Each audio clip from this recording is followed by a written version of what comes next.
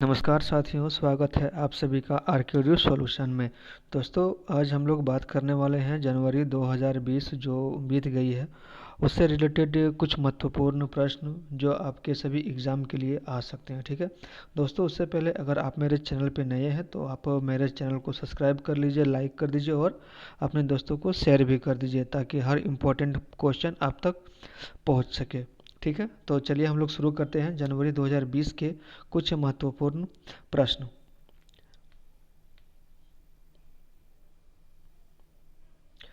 पहला प्रश्न दोस्तों, हाल ही में भारतीय बीमा नियामक व विकास प्राधिकरण ने सभी बीमा कंपनियों को एक मानक स्वास्थ्य बीमा पॉलिसी उपलब्ध कराने को कहा है।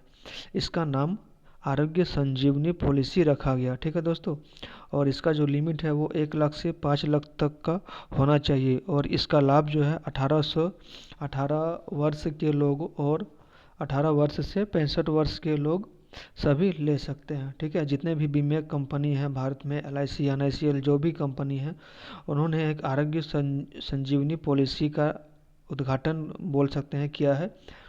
तो इसका जो फ़ायदा है, इसका जो लाभ उठा सकते हैं वो 18 साल से 65 वर्ष के लोग उठा सकते हैं। ठीक है, और इसका लिमिट है 1 लाख से 5 लाख तक। ठीक है, यह बीमा जो है 1 लाख से 5 लाख तक का होगा।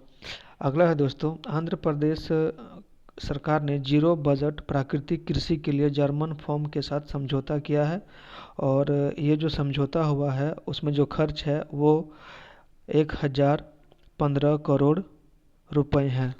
ठीक, हमारा अगला प्रश्न है, ऊर्जा दक्षता सूचकांक 2019 में सबसे जो बेहतर प्रदर्शन है वो किसका है। ठीक है, तो सबसे जो बेहतर प्रदर्शन है वो कर्नाटक का है जो हरियाणा में है, और सबसे खराब प्रदर्शन जो है वो मणिपुर का है जो कि झारखंड से है।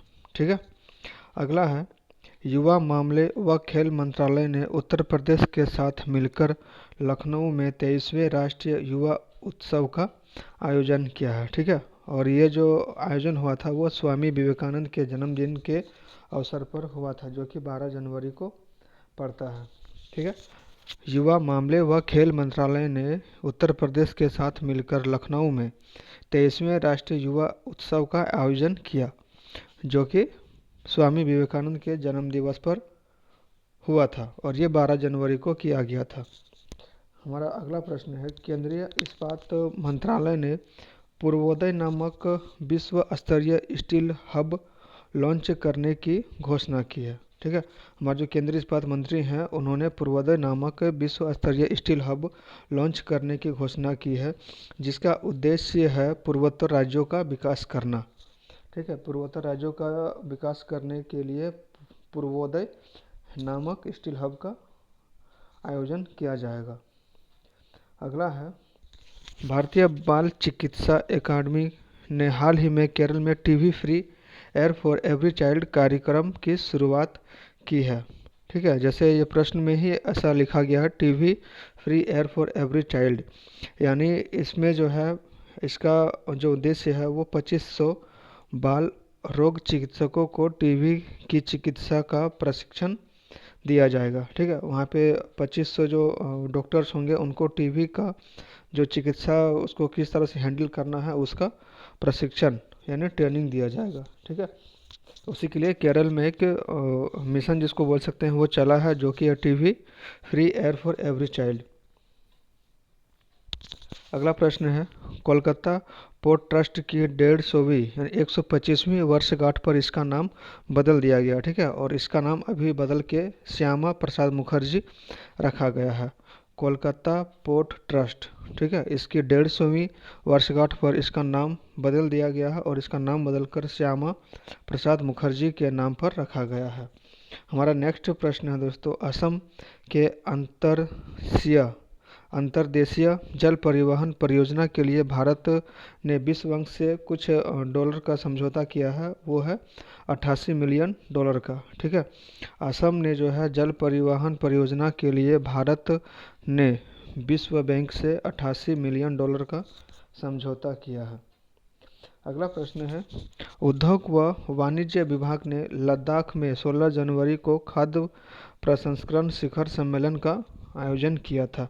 ठीक है, उद्योग व वाणिज्य विभाग ने 16 जनवरी को खाद्य प्रसंस्करण शिखर सम्मेलन का आयोजन किया था, 16 जनवरी को। ठीक है दोस्तों, हमारा नेक्स्ट प्रश्न है, जम्मू कश्मीर में 6.5 किलोमीटर लंबी जेड मोड सुरंग का निर्माण किया गया। ठीक है, तो इस सुरंग का जो जम्मू कश्मीर में सुरंग बना है उसका उद्देश्य क्या है?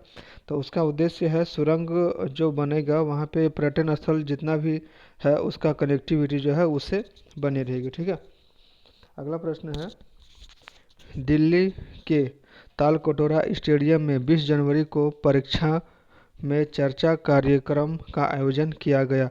इस अवसर पर प्रधानमंत्री नरेंद्र मोदी ने देश भर के छात्रों तथा अध्यापकों के साथ संवाद किया।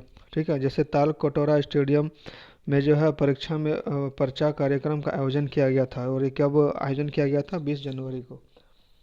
अगला है, हाल में बेंगलुरु में ब्लॉकचेन टेक्नोलॉजी केंद्र का उद्घाटन केंद्रीय मंत्री रविशंकर प्रसाद, जो कि सूचना प्रसारण मंत्री हैं, इन्होंने किया। ठीक है, तो इसका उद्देश्य क्या था? ब्लॉकचेन टेक्नोलॉजी और डाटा स्टोरेज को सुरक्षित रखने के लिए। ठीक है, ब्लॉकचेन टेक्नोलॉजी, इसका जो उद्देश्य था वो ब्लॉकचेन टेक्नोलॉजी और डाटा स्टोरेज को सुरक्षित बनाए रखने के लिए ये उद्घाटन इसका किया गया था। अगला है, आंध्र प्रदेश कैबिनेट ने राज्य के लिए 3 राजधानियों की स्थापना को मंजूरी दे दी है। ठीक है, तो वो जो नए 3 राजधानी होंगे वो है कार्यकारी राजधानी विशाखापट्टनम, अगला है विधायिक राजधानी अमरावती, और हमारा नेक्स्ट है न्यायिक राजधानी कुर्नूल। ठीक है फ्रेंड्स, अगला है, ग्रीन पीस इंडिया रिपोर्ट के अनुसार भारत का सबसे प्रदूषित शहर कौन सा है?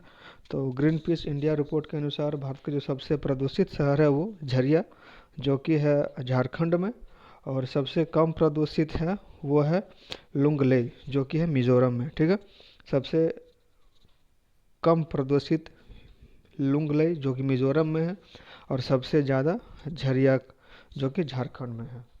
नेक्स्ट प्रश्न है, तेलंगाना सरकार ने वर्ष 2020 को किस रूप में मनाने का निर्णय किया है? तो तेलंगाना सरकार ने वर्ष 2020 को जो है वो आर्टिफिशियल इंटेलिजेंस वर्ष के रूप में मनाने का निर्णय लिया है।